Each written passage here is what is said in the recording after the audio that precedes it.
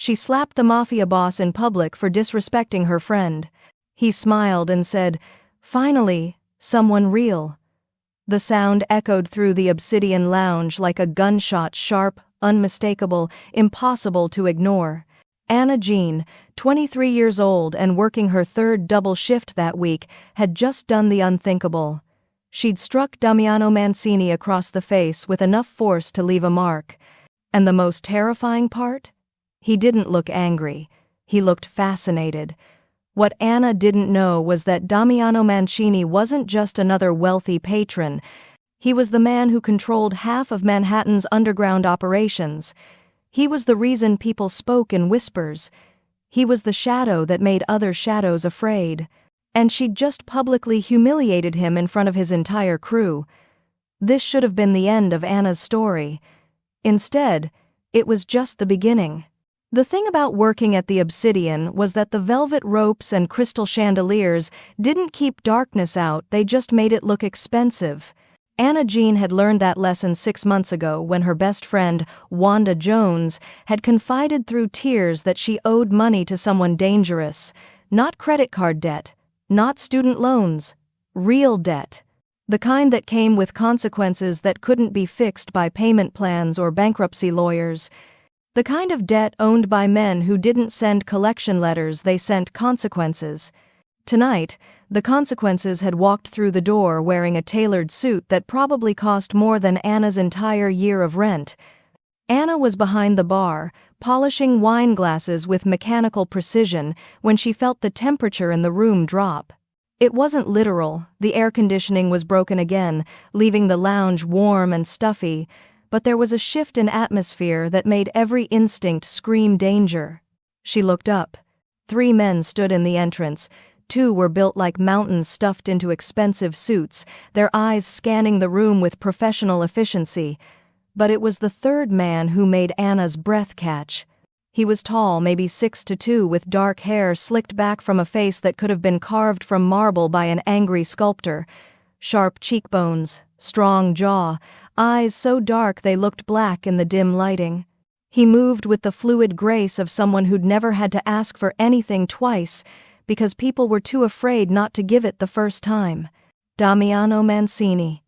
Anna knew the name from Wanda's terrified whispers, knew he was the man her friend owed money to, knew he was connected to things Anna didn't want to think about too closely. What she didn't know was just how dangerous he really was. Wanda was at the other end of the bar, her hands trembling as she arranged cocktail napkins into perfect squares. When she saw Damiano, she went so pale Anna thought she might faint. "Wanda," Anna whispered urgently. Moving closer. "What's?" But Damiano was already walking toward them, his bodyguards flanking him like twin pillars of intimidation. The few remaining patrons in the lounge suddenly found reasons to be very interested in their drinks. He stopped directly in front of Wanda. Didn't sit, didn't smile, just looked at her with those cold, assessing eyes. "Wanda Jones." His voice was smooth, cultured, with the faintest trace of an Italian accent. It wasn't loud, but it carried absolute authority. "We have business to discuss." Wanda's voice came out as a whisper. "Mr. Mancini? I have most of it. I just need another 2 weeks. 2 weeks!" Damiano's expression didn't change, but something flickered in his eyes. Disappointment, maybe. Or contempt. "That's what you said 2 weeks ago, and 2 weeks before that. I'm trying. Trying is not the same as succeeding." He reached into his jacket pocket, and Anna's hand instinctively moved toward the phone in her apron, ready to call 911. But he didn't pull out a weapon. He pulled out a small velvet pouch. He opened it deliberately, letting the contents spill across the polished bar top. Diamonds. At least a dozen of them, each one catching the light from the chandelier and throwing rainbow sparks across the dark wood. Anna stared. Those stones represented more money than she'd see in 5 years of bartending. "This," Damiano said quietly, "is the value of your debt. Approximately." Wanda's eyes went wide with confusion. I don't understand. "I'm paying off your debt." His smile was cold, sharp-edged. Consider it a gift, you're free. For one beautiful, impossible moment, hope bloomed on Wanda's face. Then Damiano continued, "However, there are conditions. You will no longer work in this establishment, or any establishment in Manhattan that I or my associates frequent." Which is to say, his gesture encompassed the entire city. "You will not work in Manhattan at all. You have 48 hours to leave the city. If I see you after that, the debt returns." With interest. The hope died. Wanda's face crumbled. But this is my home. My family is here. I can't just—" "You can. And you will." Damiano's voice held no sympathy, no warmth. "Consider yourself fortunate. I'm being generous tonight." He reached out and casually swept the diamonds off the bar. They scattered across the floor like worthless pebbles, the sound of them hitting the tile obscenely loud in the silent lounge. That was the moment something inside Anna snapped. She'd spent 6 months watching Wanda work herself to exhaustion, taking on extra shifts, skipping meals, living in constant fear of this man and his debt. She'd held her friend while she cried. She'd helped her count and recount the money she'd managed to save, always falling short of what she owed. And now this man, this arrogant, cruel man in his perfect suit with his cold eyes, was destroying Wanda's entire life. Not out of necessity, not because he needed the money, but because he could. Anna didn't think, didn't plan, didn't calculate the consequences. She just moved. Around the bar, 3 quick steps, until she was standing directly in front of Damiano Mancini, close enough to smell his expensive cologne. His eyes shifted to her, registering her presence with mild surprise. "Can I help you?" "You know what?" Anna's voice shook with rage, but she held his gaze. "You're right about one thing. You're being generous. Generously cruel, generously sadistic. Congratulations on being generous in all the worst ways." One of the bodyguards took a step forward. Damiano held up a hand, stopping him. "Excuse me." "You heard me." Anna's hands clenched into fists. "You think throwing money around makes you powerful? You think destroying someone's life because you can makes you impressive? You're just a bully in an expensive suit." "Anna," Wanda's voice was terrified. "Don't." But Anna was past stopping. "You want respect? Try earning it instead of buying it. You want to be feared? Mission accomplished. But you want to be anything other than a monster? Then stop acting like—" She didn't finish the sentence. Instead, her hand flew up and connected with Damiano Mancini's face with a crack that echoed through the entire lounge. The slap was hard, clean. Her palm stung from the impact. Time stopped. The bodyguards froze, their hands moving toward their jackets. Wanda gasped. The bartender who'd been watching from the kitchen doorway dropped the tray he was holding. And Damiano's head had snapped to the side from the force of the blow. Slowly, deliberately, he turned back to face Anna, his hand coming up to touch the red mark blooming across his cheekbone. Anna's anger drained away instantly, replaced by ice-cold terror. What had she done? But Damiano wasn't angry. He was smiling. Not a warm smile. Not even an amused smile. It was the smile of a predator that had just found interesting prey. "Interessante," he murmured, his dark eyes locked on hers with an intensity that made her knees weak. Finally, someone real. He stepped closer, close enough that Anna could see the gold flecks in his dark eyes, could feel the heat radiating off his body. "What's your name?" His voice was soft now, dangerous. "Anna." It came out as a whisper. "Anna." He repeated it like he was tasting it. "Anna, who slaps men in public and doesn't apologize. Anna, who thinks I'm a monster." His smile widened fractionally. "You're absolutely right.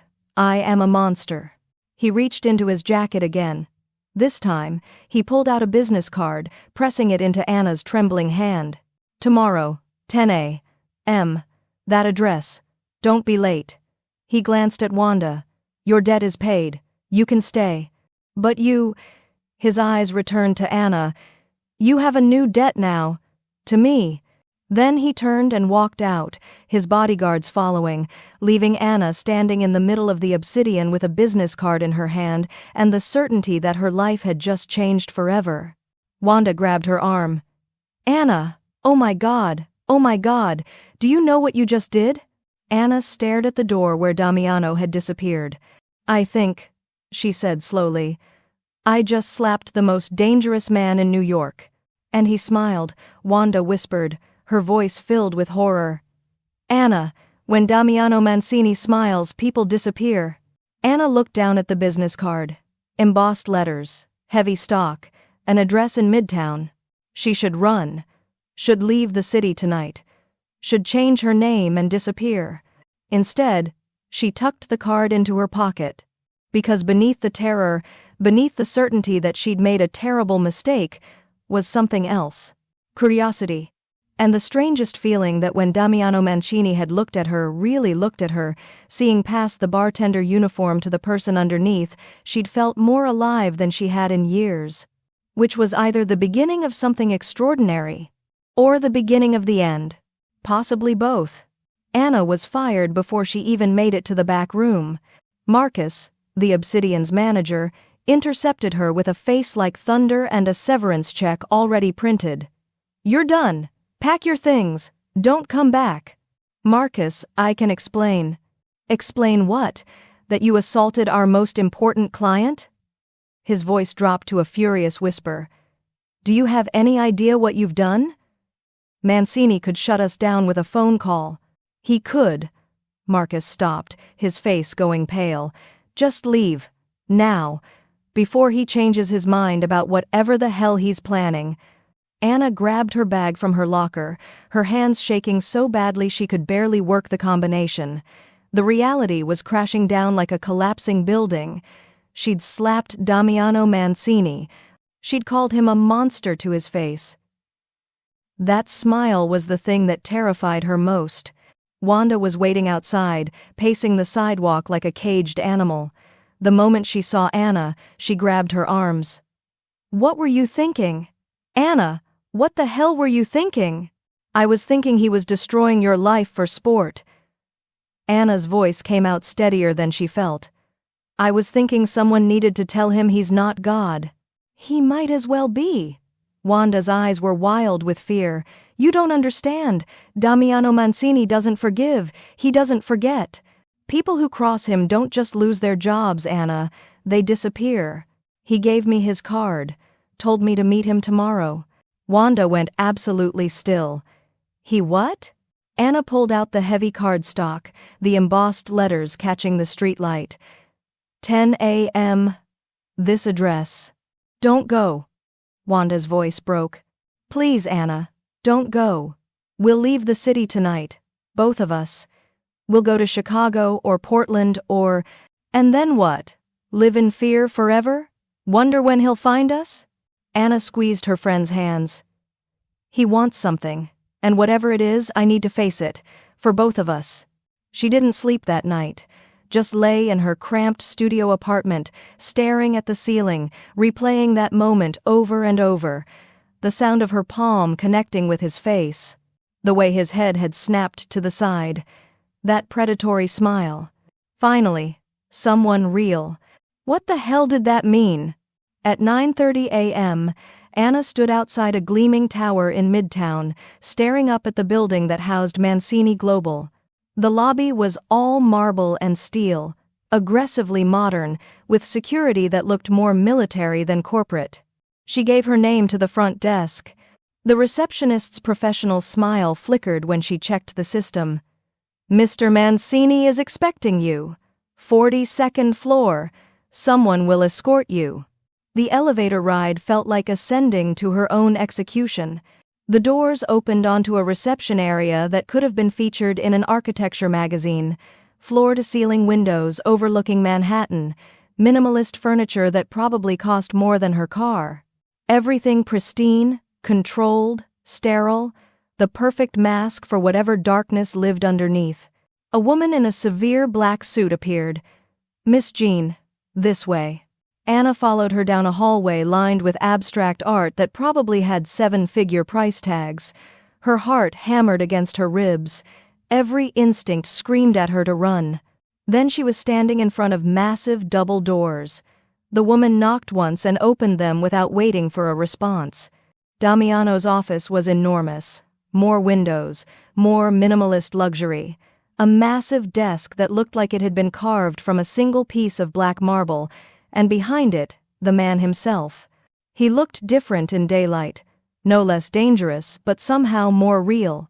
His suit was charcoal gray today, perfectly tailored, his dark hair slightly less severe. The red mark from her slap was gone or expertly concealed. "Miss Jean." He didn't stand, just gestured to the chair across from him. "Punctual, I appreciate that." Anna sat because her legs were shaking. She forced herself to meet his eyes. "Let's skip the pleasantries. What do you want?" That almost smile appeared. Direct, also appreciated. He slid a document across the desk. "First, this." Anna picked it up.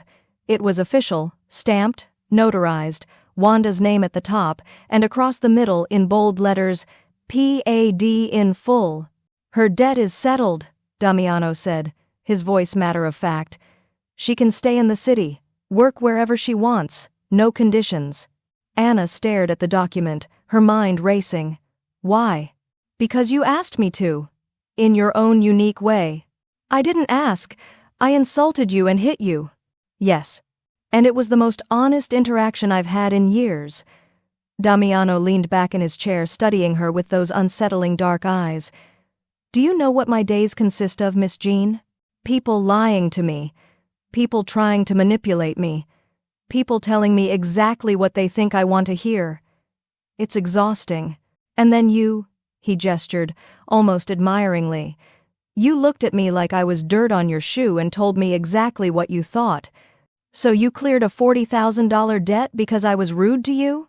I cleared it because I want something from you, and I don't want you distracted by loyalty to your friend." He pulled out another document. "This is a contract, employment contract. The position is personal strategy consultant." Anna took it warily. The salary figure made her eyes widen. This is more than I'd make in 2 years. You'll earn it. Your job will be simple. Attend my business meetings, assess the people I'm dealing with, and tell me the truth. Are they lying? Are they trustworthy? Are they trying to manipulate me? You have an instinct for people, Miss Jean. I saw it last night. You read the room, read me, and made a decision. A stupid decision that got me fired. A brave decision that intrigued me." He leaned forward, his intensity suddenly focused entirely on her. "I don't need another yes man. I don't need another perfectly polished assistant who's terrified of me. I need someone who will tell me the truth, even when it's uncomfortable. Especially when it's uncomfortable." "That's you." Anna's mind spun. This was insane. Working for a man who was clearly far more than just an import businessman, working for someone dangerous. But Wanda's debt was paid. Wanda was safe. And if she said no? What happened then? "What if I refuse?" she asked quietly. Damiano's expression didn't change. "Then you leave. Wanda's debt stays paid. You're both free. But," he paused, "you'll always wonder what would have happened if you'd been brave enough to say yes. It wasn't a threat. It was worse. It was a challenge." Anna looked at the contract, looked at the man across the desk with his cold eyes and dangerous smile. "This is a mistake. This is the biggest mistake of your life. Where do I sign?" she heard herself say. Damiano's smile widened, still predatory, but now with something else underneath. Satisfaction, anticipation. "Welcome to Mancini Global, Miss Jean." He pushed a pen across the desk.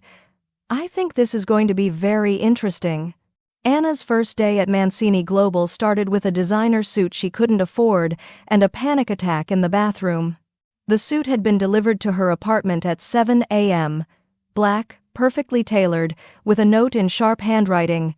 "You represent me now. Dress accordingly. DM." Now she sat in a glass-walled conference room. surrounded by men in $1,000 suits discussing import tariffs and logistics optimization in tones that suggested they were talking about something else entirely. Damiano sat at the head of the table, his presence commanding without effort, his dark eyes occasionally flicking to her with an expression she couldn't read. "Miss Jean." His voice cut through the corporate jargon like a blade. "Your assessment?" Every eye in the room turned to her. Anna's throat went dry. The man who'd been presenting, silver-haired, expensively dressed, with a smile like a shark, raised an eyebrow. "I'm sorry, who is this?" "My consultant," Damiano said smoothly.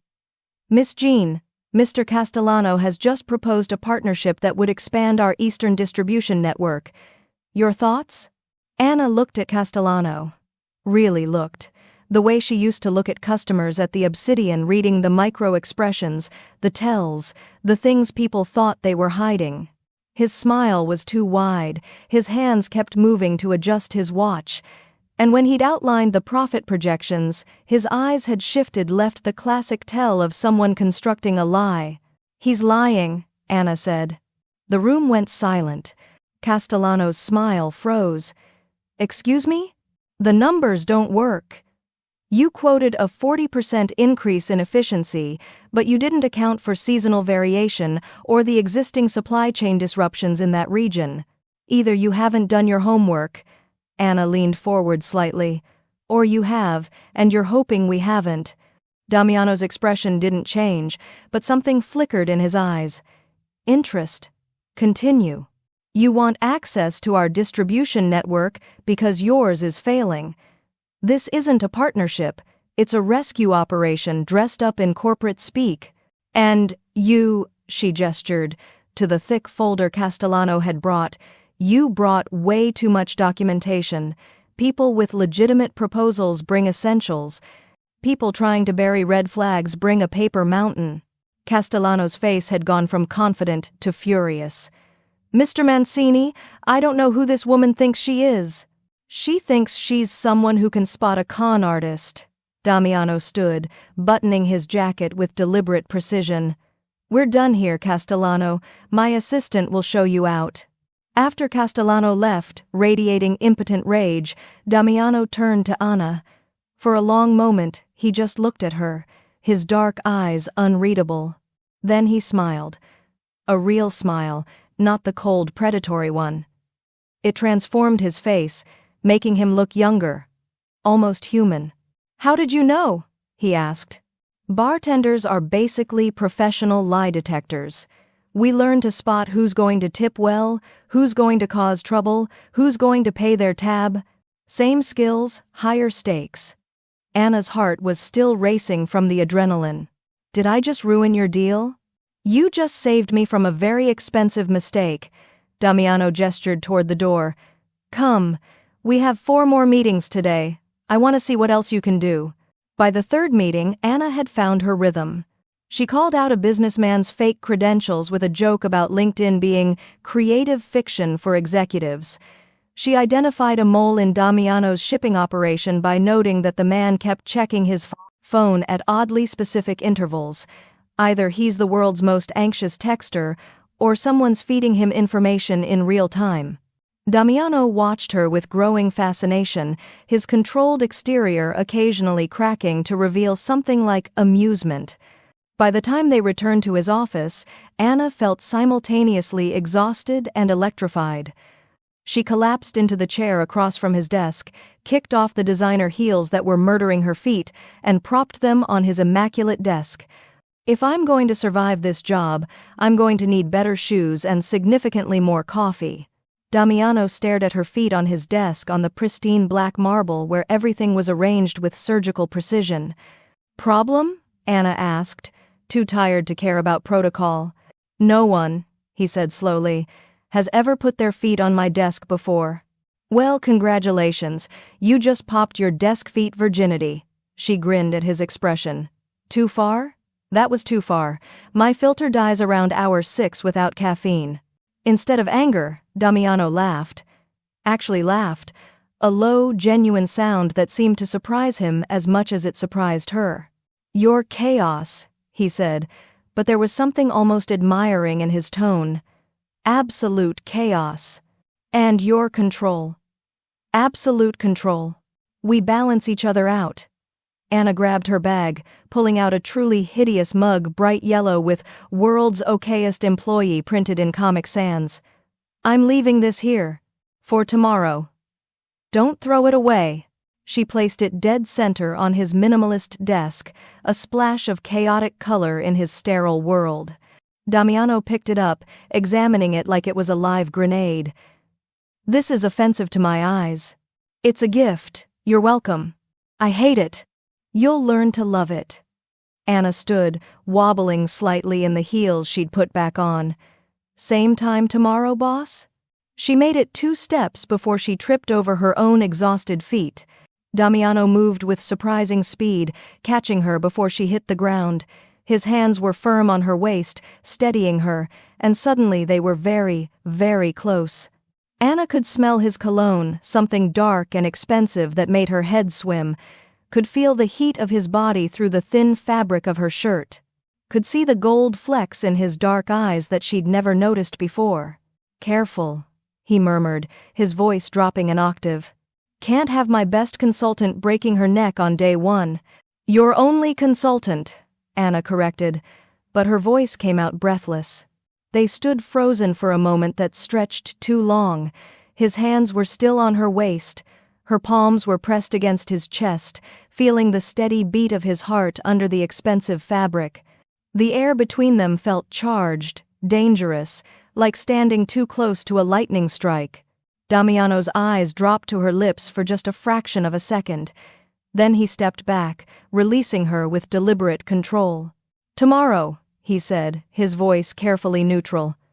9 a.m. Don't be late. Anna grabbed her bag and practically ran for the elevator, her heart hammering. In the safety of the descending elevator, she pressed her hands to her flushed cheeks. That was dangerous. That was so dangerous. Because the terrifying truth was this. When Damiano Mancini had caught her, when he'd looked at her with those intense dark eyes, she hadn't wanted him to let go. And from the way his hands had tightened on her waist for just a moment before releasing her, she suspected he'd felt it too. This job was supposed to be about survival, about protecting Wanda, about navigating danger with her eyes open. But no one had warned her about this particular danger, the kind that lived in the space between professional distance and something far more devastating. She was in trouble. And the worst part? Some reckless part of her didn't care. 2 weeks into her new life, Anna had developed a routine. Arrive at 9, survive meetings filled with coded language and dangerous men, return to Damiano's office to deliver brutally honest assessments, and try to ignore the way her pulse quickened every time he looked at her. The ugly yellow mug now sat permanently on his desk, filled with pens. He claimed to hate it. He'd never moved it. Tonight, the office was empty, except for them. Most of the staff had left hours ago, but Damiano seemed to live here, working until the city lights below became the only illumination he needed. I need you to look at something. He handed her a slim folder, his expression unreadable. There's a discrepancy in an old acquisition file. Property records that don't match the timeline. I need fresh eyes. Anna took it, flipping through pages of legal documents and architectural surveys. This is from 15 years ago. Why does it matter now? Because inconsistencies matter, even old ones. His voice was carefully neutral. Take your time. Let me know what you find. He disappeared into the attached conference room, leaving Anna alone with the file and the unsettling feeling that she'd just been handed a test she didn't understand. She spread the documents across his desk, her bartender-trained pattern recognition kicking in. Property deed, insurance claim, building permits, and a photograph slipped out from between 2 pages. It showed a building old, elegant, with ornate stonework that spoke of old-world craftsmanship, but the photo had been taken after a fire. The structure was gutted, blackened, skeletal, ash and destruction where beauty had been. Anna turned it over. On the back, in faded ink, Mancini and Sons, 2010. Her breath caught. This wasn't just a random property. This was personal. She looked closer at the insurance documents. The claim had been denied. Arson suspected but never proven. The business, a legitimate importing firm, she realized with surprise had been destroyed, and the family had received nothing. Find something interesting? Anna jumped. Damiano stood in the doorway, his jacket discarded, his tie loosened. He looked less controlled than usual, more human, and his eyes were fixed on the photograph in her hands. I found... Anna hesitated, choosing her words carefully.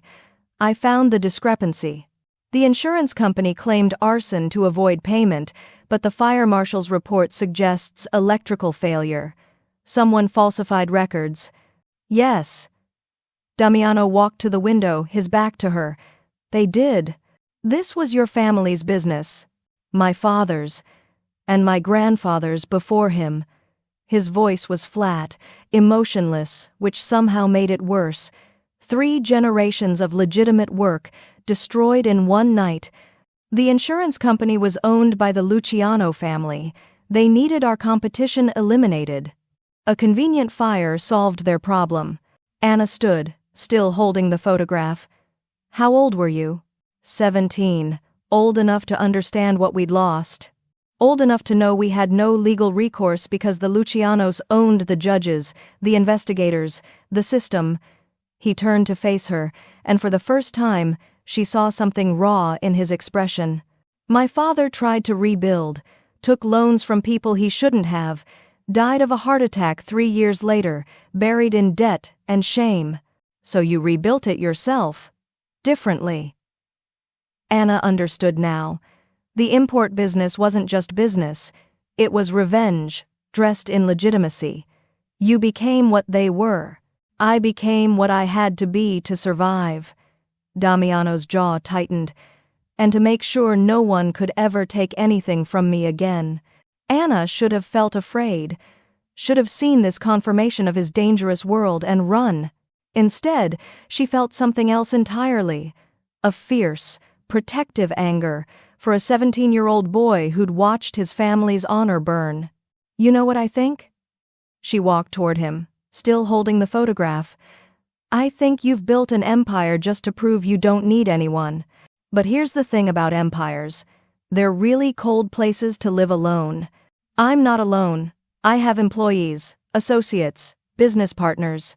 You have assets, not people. Anna stopped directly in front of him, close enough to see the exhaustion in his eyes. When was the last time someone talked to you without wanting something? Without being afraid of you? When was the last time anything felt real?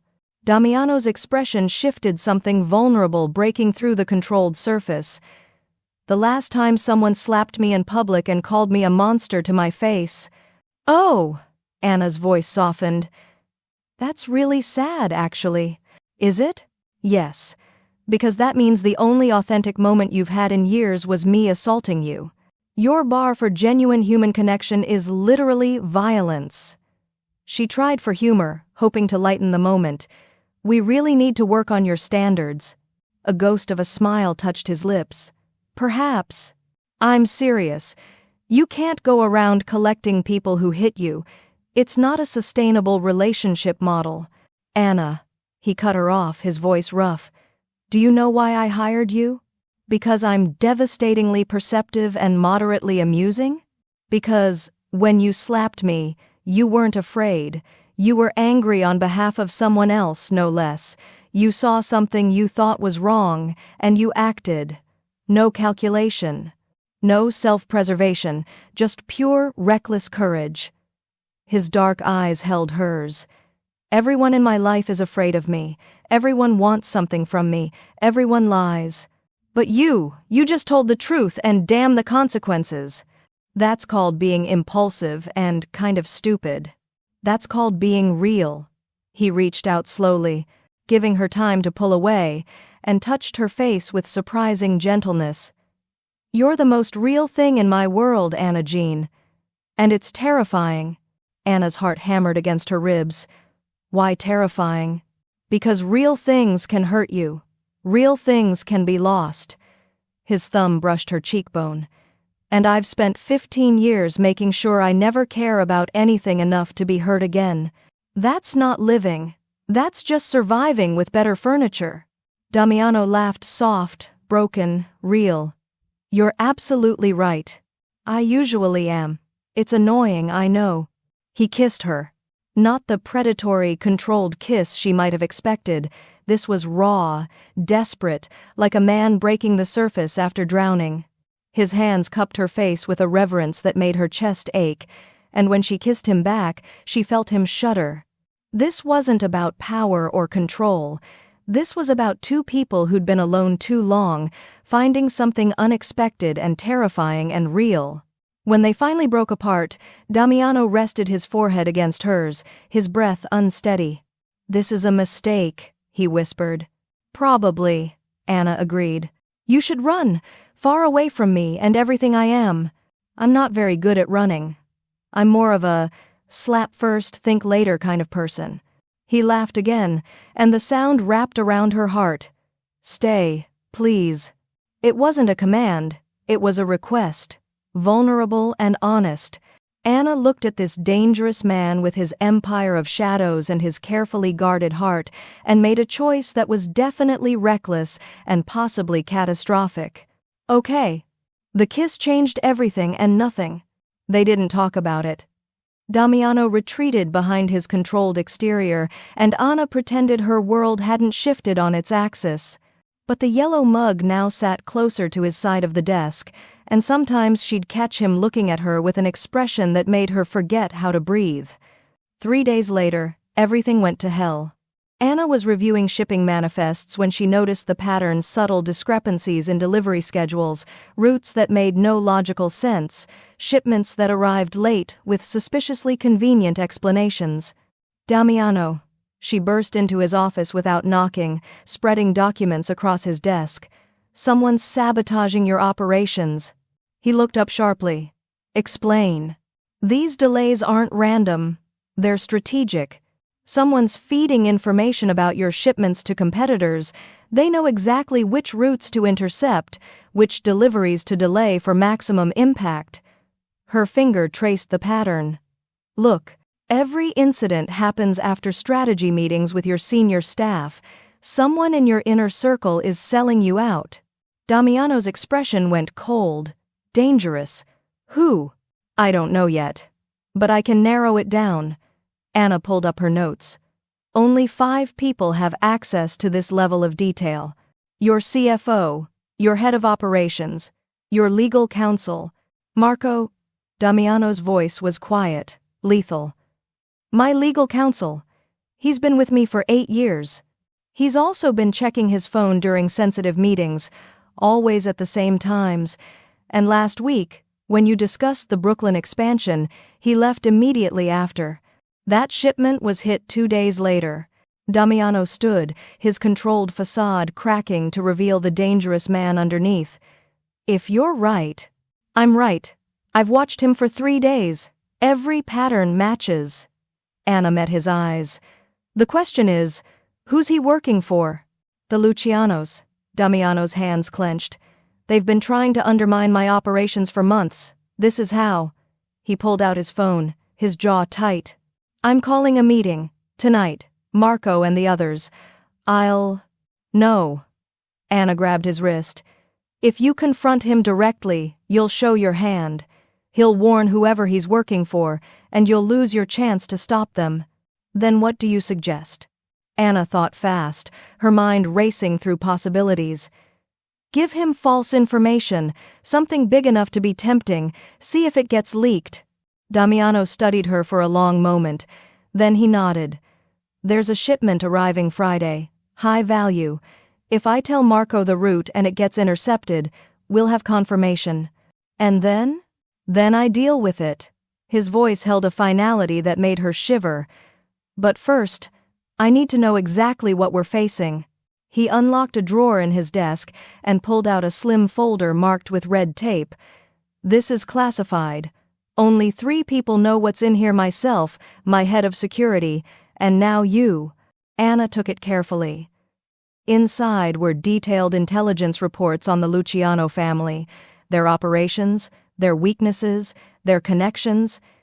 It was the kind of information that could get someone killed. "Why are you showing me this?" "Because I trust you." Damiano's dark eyes held hers. "And because if something happens to me, you need to know what you're dealing with." "Nothing's going to happen to you, Anna." His voice softened. "The Lucianos don't play games. If they're moving against me this aggressively, it means they're planning something bigger than sabotage. You need to be prepared." Fear coiled in her stomach. Prepared for what? To run, to disappear, to save yourself. He touched her face gently. "When this starts, I want you out of the city. Tonight, I'll have my security team take you somewhere safe." "No." Anna's voice was flat, absolute. "Anna, no." She stepped closer, defiant. "I didn't take this job to run at the first sign of danger. You trusted me with this information because you need someone on your side. Someone who isn't afraid to tell you the truth. So here's the truth. I'm not leaving. Whatever happens, we face it together. You don't understand what you're risking." "I understand perfectly. You're the one who doesn't understand." Anna's eyes blazed. "I'm not some fragile thing you need to protect. I'm your partner in this. So stop trying to send me away and start trusting that I can handle it." Damiano stared at her, something like awe breaking through his concern. "You're infuriating. You're controlling. We're even." A ghost of a smile touched his lips, then it vanished, replaced by cold calculation. "All right, we do this together, but you follow my lead. Understood?" "Understood." He pulled out his phone. "I'm calling Marco now, telling him about a meeting tomorrow night, a negotiation with a new supplier in Red Hook, high stakes, confidential." "But there's no meeting." "Exactly. If the Lucianos show up at that location, we'll know Marco leaked it. And we'll be ready." Anna's heart raced. "What's your plan?" "I'm going to the location with minimal security. Make it look vulnerable. When they make their move, we'll have proof of Marco's betrayal and grounds to eliminate the Luciano threat permanently." "That's insane. You're making yourself bait." "I'm ending this." His voice was steel. "The Lucianos destroyed my family once. I won't let them do it again." Anna recognized that tone, the same immovable determination she'd seen in his eyes when he talked about the fire. "And where will I be during this suicide mission?" "Here. In this office, behind security that could stop a military assault." Damiano's expression softened. "Safe." Anna nodded slowly. But as Damiano made the call to Marco, spinning the false story with convincing detail, Anna made her own calculations. She'd promised to follow his lead. She'd never promised to stay behind. If Damiano Mancini thought he was walking into danger alone, he was about to learn a hard lesson about underestimating a bartender from Queens. The meeting was set for tomorrow night, which gave Anna exactly 24 hours to figure out how to follow a man who commanded an empire and thought he'd left her safely locked away. Challenge accepted. Anna had learned a lot working for Damiano Mancini: how to read body language in high-stakes negotiations, how to spot a lie in 3 seconds flat, and, most importantly, how his security team operated. They were efficient, professional, and critically creatures of habit. The evening shift changed at 7. For exactly 90 seconds, there was a blind spot in the garage surveillance while the new team logged in. And Damiano's driver, a mountain of a man named Victor, always did a final sweep of the perimeter before leaving, which meant the cars sat unattended for 3 full minutes.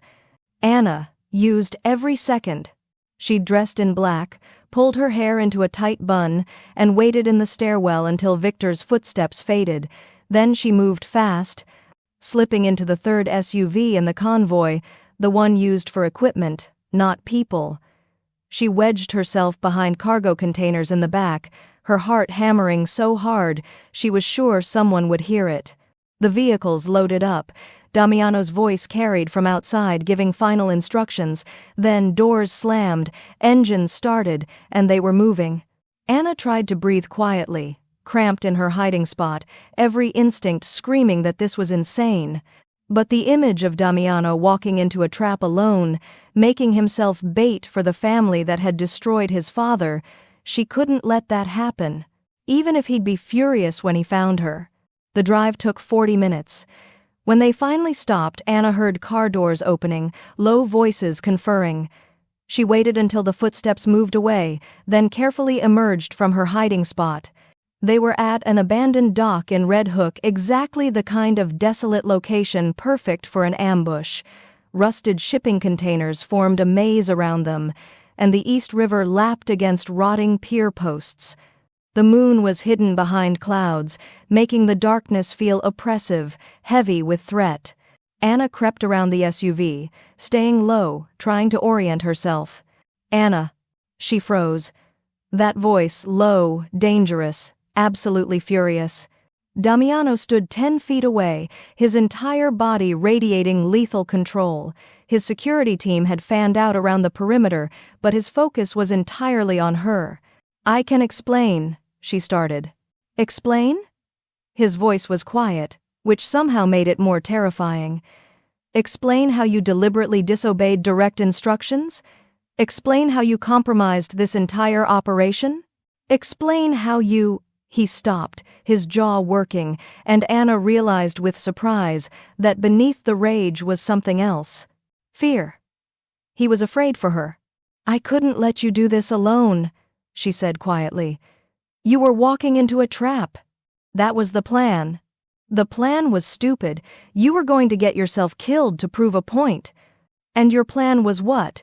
To get yourself killed alongside me?" Damiano closed the distance between them in 3 strides, his hands gripping her shoulders. "Do you have any idea what you've done? If the Lucianos come, if this goes wrong, then we face it together." Anna met his eyes without flinching. "You gave me access to everything. You called me your partner. Did you think that was just a title? Did you think I'd sit in your office and wait to hear if you survived? I thought you'd be safe." "I don't want safe." Her voice rose, echoing off the containers. "I want you alive. I want us to have more than 1 kiss and 3 weeks of pretending we don't feel what we feel. I want a chance at something real, and that means not letting you throw your life away for revenge." Damiano stared at her, his dark eyes blazing with emotion, anger, fear, and something fiercer. Then he pulled her against him and kissed her like the world was ending. It was desperate, consuming, nothing like the careful kiss in his office. This was raw need and absolute terror, the acknowledgement that they might not survive the night, that this might be all they had. When they broke apart, both breathing hard, Damiano rested his forehead against hers. "You're the most infuriating woman I've ever met," he whispered. "You're the most suicidally stubborn man I've ever met. We're perfect for each other." A choked laugh escaped him. "If we survive this—" "When we survive this," Anna corrected. "When we survive this," he conceded, "we're having a serious conversation about you following orders. I look forward to ignoring it." She touched his face, tracing the sharp line of his jaw. "Whatever happens in there, whatever we're walking into, I don't regret coming. I'd do it again." Damiano's expression softened, transformed by something that looked dangerously close to love. "You're either the bravest person I know or the most reckless. Why not both?" He kissed her forehead, gentle and reverent. Then his expression shifted, hardening into the controlled mask she recognized the dangerous man who'd built an empire from ash. "Stay close to me.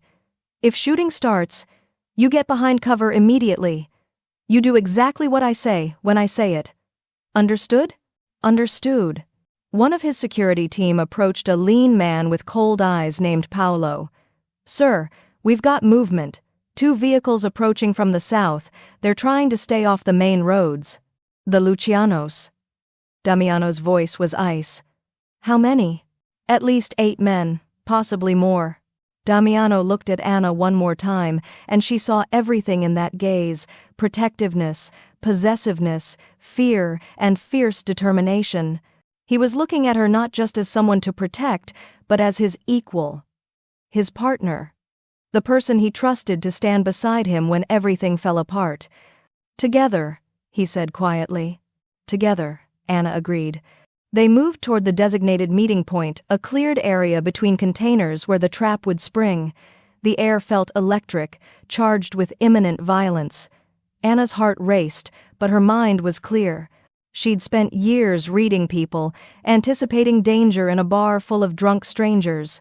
This was different, higher stakes, more lethal, but the core skill remained the same.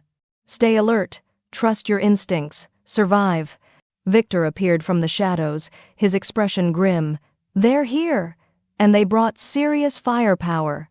Damiano's hand found Anna's, squeezed once a final acknowledgement of what they meant to each other. Then, headlights cut through the darkness, and everything changed. Two black SUVs rolled into the clearing, their engines cutting simultaneously. Doors opened, and men emerged, 8, 9, 10 of them, all armed, all moving with military precision. And at their center, stepping into the harsh beam of headlights, was a man Anna recognized from the intelligence files.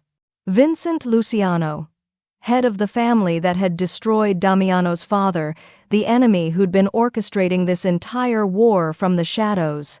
He smiled cold, predatory, victorious. "Damiano Mancini, I've been waiting for this moment for a very long time." Anna felt Damiano's hand tighten on hers. The trap had been sprung. But whose trap, exactly, remained to be seen.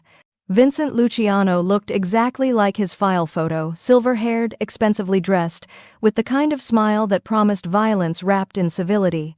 But in person, his eyes held a cruelty that no photograph could capture. "You're predictable, Mancini." Vincent gestured casually, and his men fanned out, forming a semicircle that cut off any escape route. "Your father was predictable too. Made it easy to burn down everything he built." Damiano's entire body went rigid. "You're confessing? Why not? You won't live long enough to repeat it." Vincent's smile widened. "Did you really think I'd fall for your little trap? That I didn't know about your mole hunt? Marco's been feeding me information for months, including your plan to expose him tonight. This meeting was never about negotiation, Damiano. It's about finally finishing what I started 15 years ago. Marco," Damiano's voice was lethal, "is currently being very well compensated for his loyalty to the right family." Vincent pulled out a gun, casual, comfortable, like he was retrieving a business card. "The difference between your father and you is that he had honor. He tried to fight me legally. You became a monster trying to avenge him, but monsters are easy to kill. You just need the right bait." His eyes flicked to Anna. "Your consultant. How touching. Tell me, does she know what you really are? What you've done to build your little empire? Leave her out of this." Damiano's voice dropped to a dangerous whisper. "But she's already in it. The moment she attached herself to you, she signed her death warrant." Vincent raised his gun, aiming it directly at Anna. "Let's start there, shall we? Make you watch before—" Everything exploded into chaos. Damiano moved with brutal speed, pulling Anna behind a shipping container as gunfire erupted. The air filled with the deafening crack of bullets, the sharp smell of gunpowder, shouting in Italian and English. Victor and the security team returned fire, creating a desperate perimeter. But the Lucianos had numbers and superior positioning. This wasn't a battle, it was an execution dressed up as a fight. "Stay down!" Damiano shouted over the noise, his body shielding hers. He fired back with cold precision, each shot calculated, controlled. But Anna could see the math. They were outnumbered, outgunned, and pinned. A bullet ricocheted off the container inches from Damiano's head. He returned fire, taking down one of Luciano's men, but two more appeared to replace him.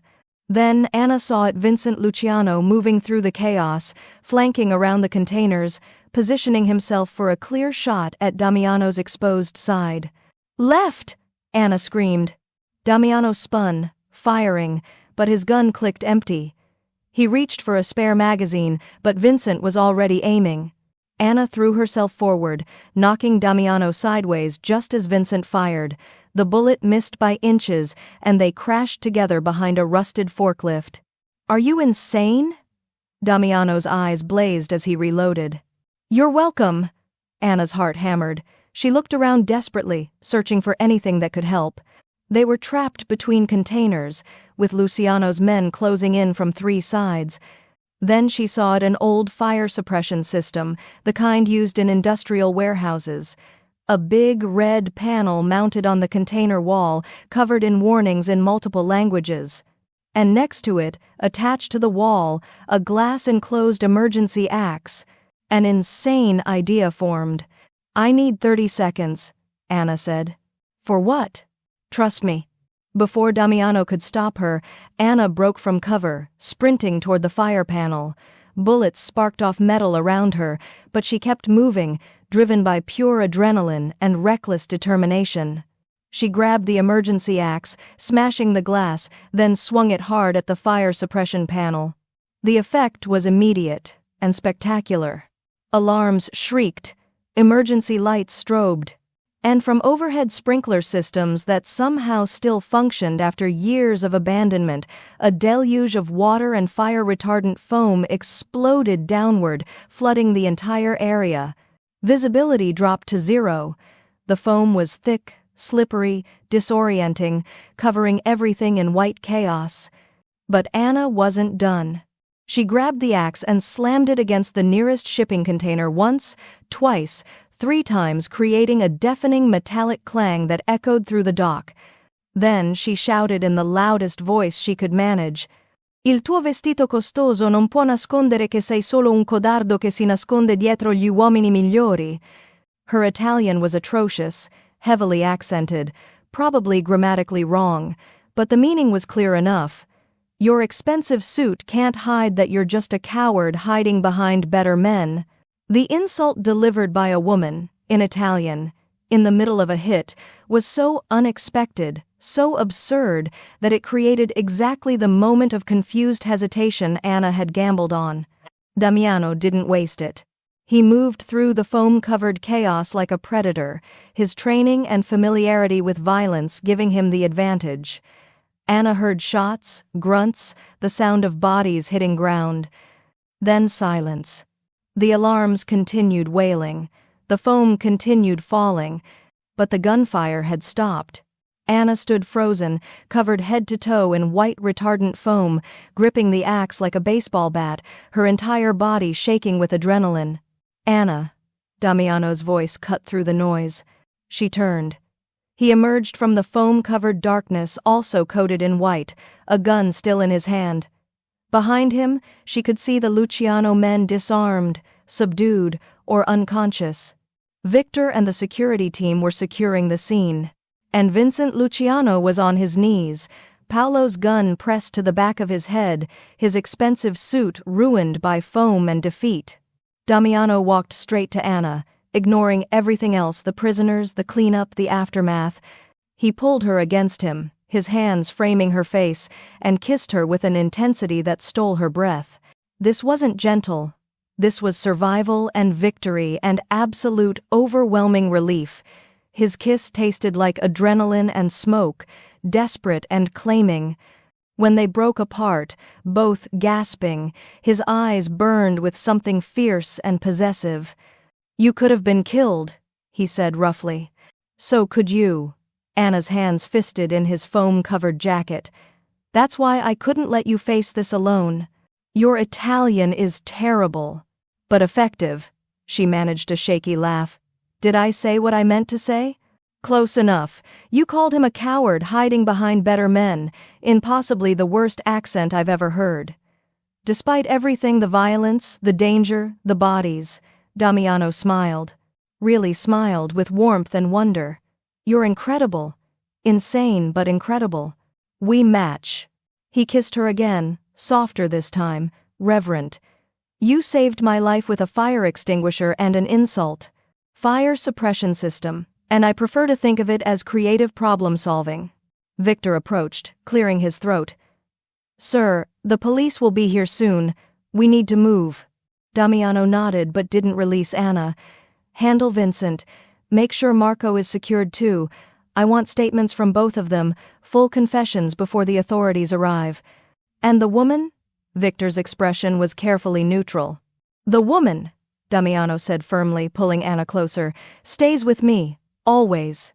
The safe house was in Westchester, a modern fortress disguised as a countryside estate, all glass and steel hidden behind ancient oak trees. Damiano's security team had swept it twice before allowing them inside, but Anna barely registered the precautions. She was running on fumes, adrenaline crash making her hands shake as she followed Damiano through the minimalist interior. He moved stiffly, favoring his left side. During the chaos, she'd seen him take a hit, not a bullet, but something had connected hard enough to leave damage. "Sit." Anna pointed to the leather sofa in the living room. "Let me see." "I'm fine." "You're bleeding through your shirt. Sit down before you fall down." For once, Damiano didn't argue. He sank onto the sofa with a barely suppressed wince, and Anna retrieved the first aid kit Victor had left on the counter. Her hands were steadier now, focused by purpose. She helped Damiano out of his jacket and shirt, revealing a nasty gash along his ribs not deep enough for stitches, but angry and bleeding. "This is going to sting," she warned, dampening gauze with antiseptic. "I've had worse." "I know. That's not comforting." Anna cleaned the wound with gentle efficiency, hyper-aware of every point of contact, her fingers on his skin, the warmth of his body, the way his breathing changed when she touched a particularly tender spot. The intimacy of the moment felt more profound than any kiss. This was trust in its purest form, him allowing her to see his damage, her caring for his wounds without flinching. "You were remarkable tonight," Damiano said quietly, watching her work. "I've seen trained soldiers freeze under less pressure. But you ran toward danger, created chaos out of nothing. Saved everyone with a fire extinguisher and terrible Italian." "Fire suppression system," Anna corrected automatically, applying butterfly bandages with careful precision. "And my Italian may be bad, but it worked. It was perfect." His hand came up, catching hers, stilling her movements. "Anna, I need to tell you something. About the fire. About everything." She set down the gauze and met his eyes. "Okay." Damiano took a breath, and she watched him gather the words, this man who commanded empires and controlled everything, struggling to articulate something real. "When my father's business burned, I was 17. Old enough to understand we'd lost everything, but too young to stop it. I stood outside that building and watched 3 generations of honor turn to ash." His voice was raw, stripped of its usual control. "My father tried to rebuild legitimately, took loans from dangerous people. The debt destroyed him literally. His heart gave out from the stress. I found him in his office, surrounded by bills he couldn't pay, broken by a system that protected the people who'd destroyed us." Anna's throat tightened, but she didn't interrupt. "I swore that would never happen to me, that I'd never be powerless again, that I'd build something so strong, so untouchable, that no one could ever take anything from me." Damiano's dark eyes held hers. "So, I became exactly what the Lucianos were, ruthless, controlled, willing to do whatever it took to win. I built an empire on the ashes of my father's honor, and I told myself it was justice. It was survival," Anna said softly. "It was emptiness." His hand tightened on hers. "For 15 years I've lived in a world where everyone wants something from me, where every interaction is a transaction, where trust is a weakness and vulnerability is a death sentence. I convinced myself that was strength. That control was the same as power. And then you slapped me." A ghost of a smile touched his lips. "You looked at me, this man everyone fears, and you just saw a bully who needed to be stopped. No calculation, no fear. Just pure, reckless courage on behalf of someone you loved. It was the most real thing anyone had done in my presence in years, maybe ever." Anna felt tears prick her eyes. "Damiano, let me finish." He pulled her closer, his hands framing her face with heartbreaking gentleness. "You didn't just slap me, you woke me up. You showed me what I'd become, what I'd lost in pursuit of control. And then you refused to leave, even when I tried to send you away. Even when staying meant walking into danger.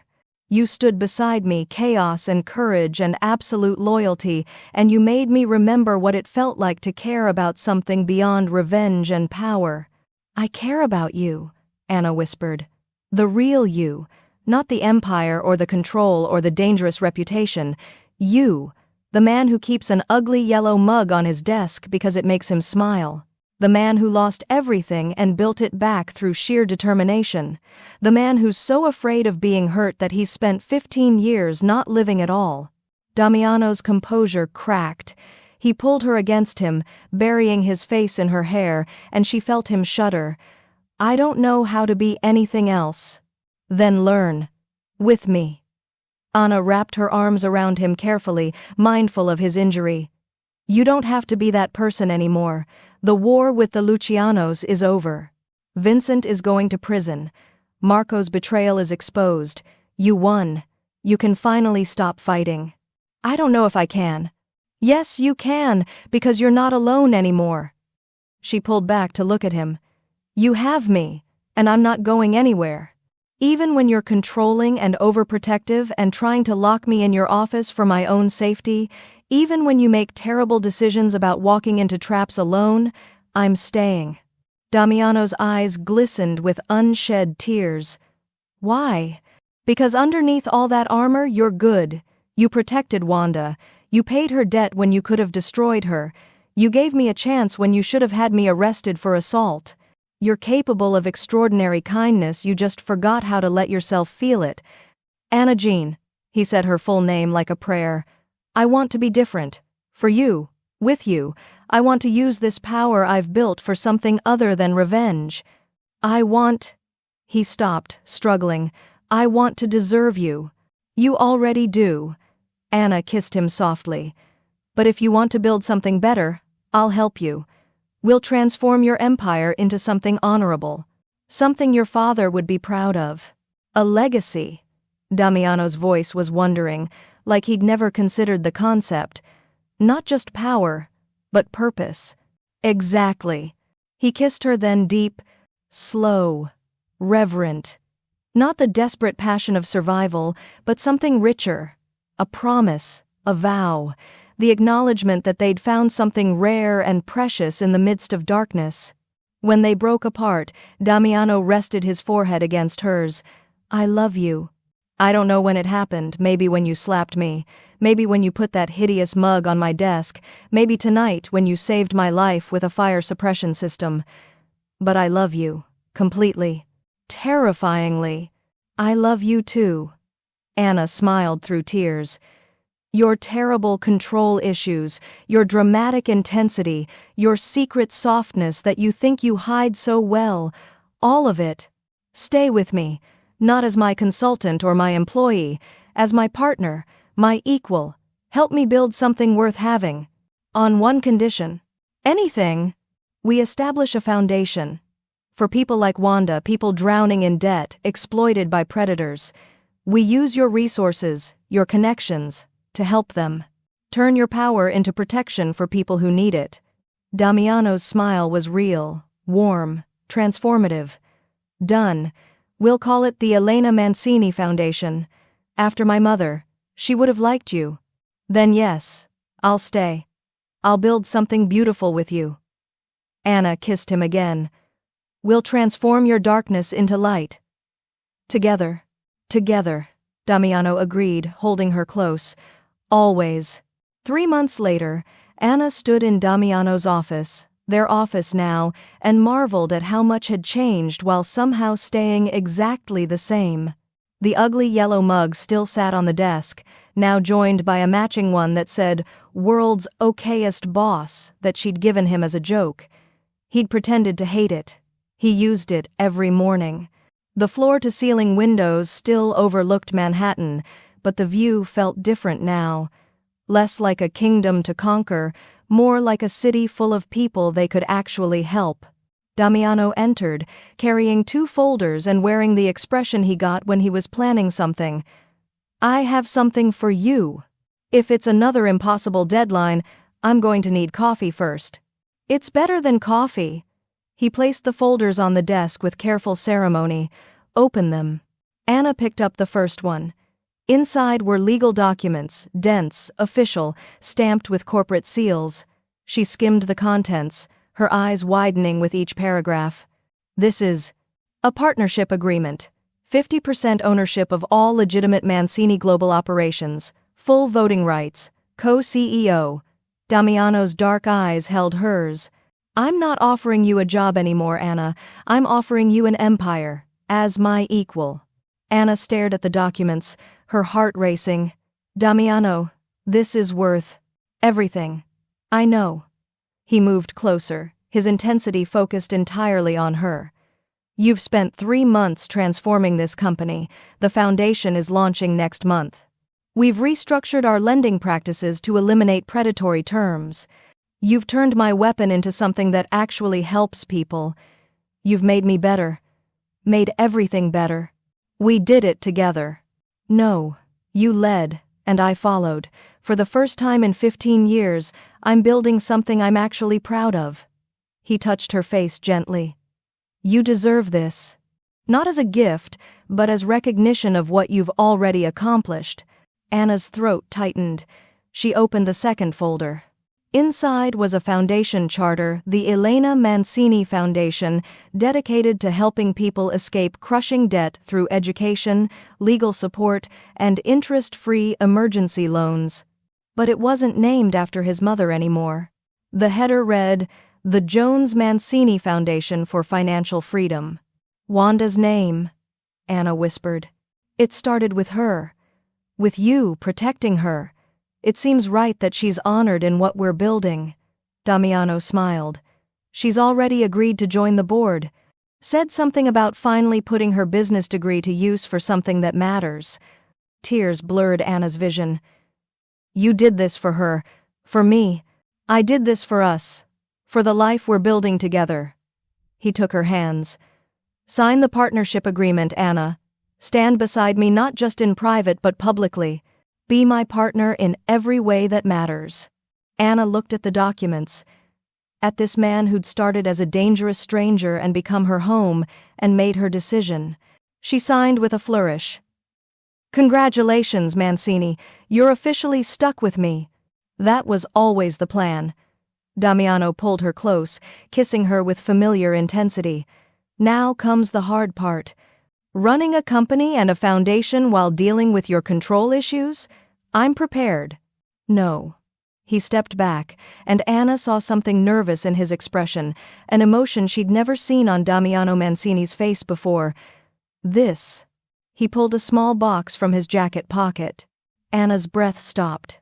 3 months ago, you walked into my life and slapped me across the face, Damiano said, his voice rough with emotion. You called me a monster. You were absolutely right. I was empty, controlled, living in a prison of my own making.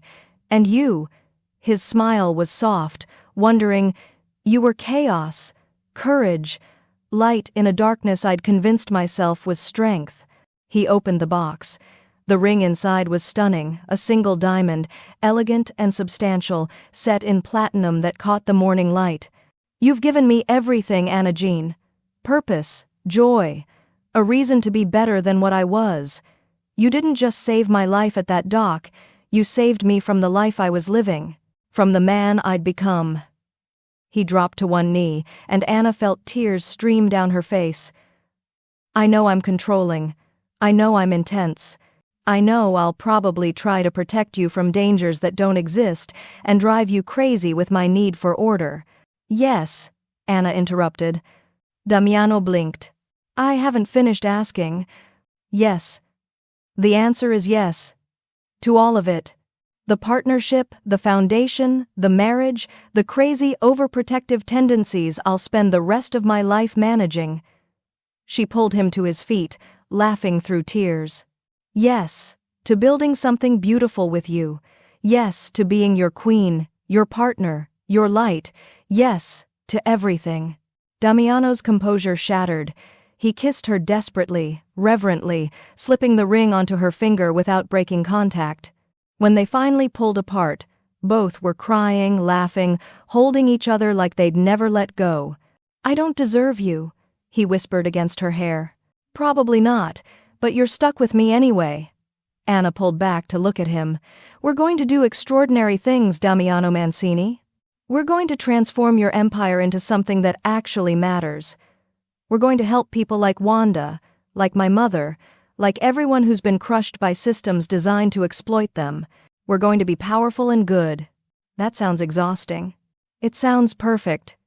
She kissed him softly. "And we'll do it together. Always." "Always," he agreed. Anna looked around the office at the ugly mugs, at the city below, at the partnership documents that made her an equal owner of an empire. She thought about the terrified bartender who'd slapped a stranger 3 months ago, defending her friend, without thinking of consequences. She'd walked into darkness thinking she was sacrificing herself. Instead, she'd found power, purpose, love, that transformed rather than diminished. She hadn't escaped the shadows, she'd conquered them, turned them into light. And standing beside a man who'd been a monster and became human through the simple act of being seen, being loved, being real, she finally understood what true strength looked like. It wasn't control. It wasn't domination. It wasn't building walls so high nothing could hurt you. It was choosing to be vulnerable, choosing to care, choosing to stand beside someone and face the darkness together, knowing you were stronger, united than you ever were alone. "What are you thinking?" Damiano asked, studying her expression. Anna smiled, fierce and free. "I'm thinking that slapping you was the best decision I ever made. And the partnership? Second best." She kissed him, tasting their shared future bright and complicated and absolutely real. "Now let's go change the world, Mr. Mancini. After you, Mrs. Mancini-to-be." They walked out of the office, hand in hand, two people who'd found each other in the most unlikely circumstances and built something extraordinary from chaos and courage and a love that refused to be anything less than transformative. The empire they'd inherited was vast, but the one they were building together, founded on honor, driven by purpose, powered by a partnership that made them both better, would be legendary. And it all started with a slap, a smile, and two people brave enough to see past the armor to the truth underneath. Finally, someone real. Finally, someone home. If you want more stories that make you feel something, stories that remind you why romance and danger and wit make the perfect combination, then subscribe to Bella's Stories. We're building a community of people who believe in powerful storytelling. Join us. Click subscribe, explore our other videos, and let's keep telling stories that matter. See you in the comments. Tell me your favorite moment from this story.